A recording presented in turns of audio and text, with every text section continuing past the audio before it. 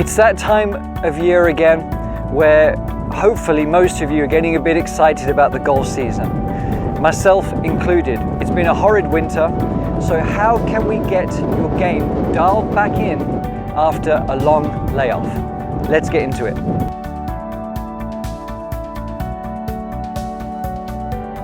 So I'm going to share with you some simple tips to be able to dial your game, your swing back in as quickly as possible. Now, I know for myself, over this winter, I have not played or practiced anywhere near as much as I would have liked. Even with my own little indoor golf studio there, life has been crazy, but I won't bore you about that right now.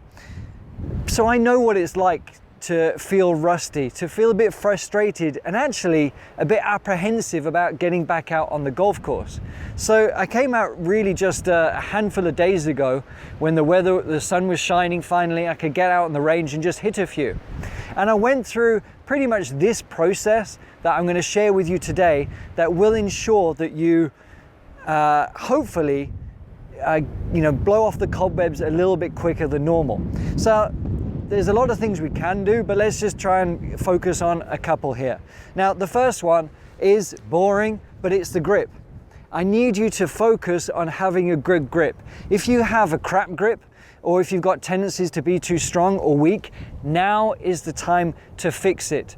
I'm not going to go into details about the perfect grip, but the main key is you want to feel like with both hands you have full control, as if you're holding up an umbrella here and as if you're holding a hammer here.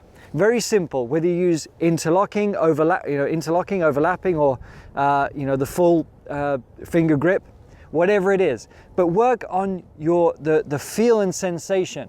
We want a firmness, but we want suppleness in the wrist so we can allow the weight of the club to move. So that's the first little key. The next key I want you to do is really feel about your address position, your setup. Does it feel like you're in an athletic move to send something that way? Our address positions often get very static and very tight. It doesn't really look, even from this position here, doesn't look like I'm doing anything that signifies I'm trying to make this silly little white ball go that way. So every setup you make, feel like, does this make sense to the shot I'm trying to hit? To feel like I can release down the fairway. I talk about that a lot because it is crucial. Now, the next thing I focused and worked on was one of the very best drills that there is, and that's the feet together drill. There's another video on it. I probably mention it in some other stuff. Some colleagues of mine, Sean, he uses it a lot because it really is that good. Because we are forced to have balance, you're forced to have control, and you can't hit harder than you're meant to, really. So with the feet together drill, a lot of people make the mistake of just having it close like this. We want the feet, we want the knees together. You want to feel braced, as if you're skiing. So you have to, at home you can practice just with your hands on your hips with this movement here. Because now all we're trying to do is have a nice smooth swing to just clip that ball off the turf. Nothing rushed. Now, I just did that with a sand wedge, or my 52 or whatever. But I want you to practice that, build up to a 9-iron, a 7-iron, whatever it might be, to really feel that nice smooth swing and that smooth tempo to be able to strike the ball. Because I can tell you now, if you can't hit the ball nice and smoothly with your feet and knees together consistently, you might as well not bother trying to do it with your feet apart. It's that good and that effective. So even if your first practice session, your first 20, 30, 1,000 balls, whatever it is with your feet and knees together, you need to do that because it will probably set you up for one of the best golf seasons you've ever had. I'm serious. Now, the next thing is to really think about your tempo. A lot of you trying to hit balls so quickly and hard to try and force it, especially when it might still be a bit nippy outside. The muscles are tight, we haven't got the nice loose feeling. I haven't right now. So the tendency is to get a bit quick, a bit stabby. So you have to really try hard now to have a smooth tempo, to really wait for your shot. So I want you to hit some shots exaggerating the feel of being nice and slow. So we pick our target. That's the next very important thing. Every shot you hit has to have an objective. I don't want you to just rake balls one after the other and hit, rake balls one after the other and hit. Every shot you hit has to have a specific objective, a target, an intermediate point, and using the simple golf system.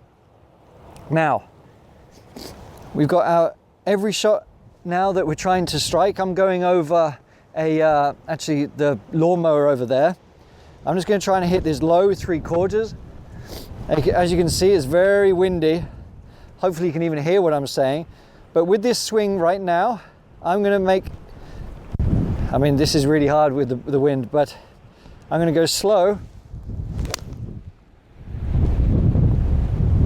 See how smooth and slow that was? That was my first full swing of the day.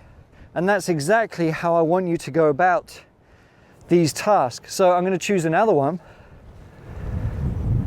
Even my practice swing, I should probably go feet and knees together to feel that. So I'm choosing a different objective.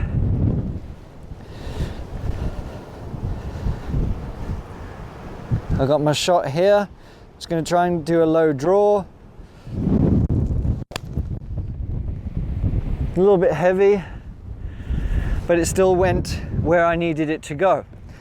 So they're the things that I want you to focus on. Grip,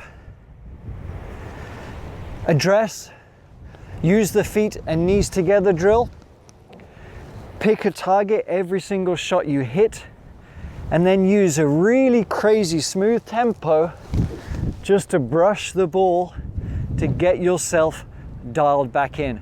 Have fun, enjoy the beginning of the golf season. If you've been lucky enough that you've been able to practice all year round, bully for you, but hopefully even these tips will really help you anyway. So thanks for watching. Please like and subscribe and all that jazz.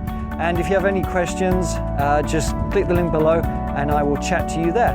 Thanks.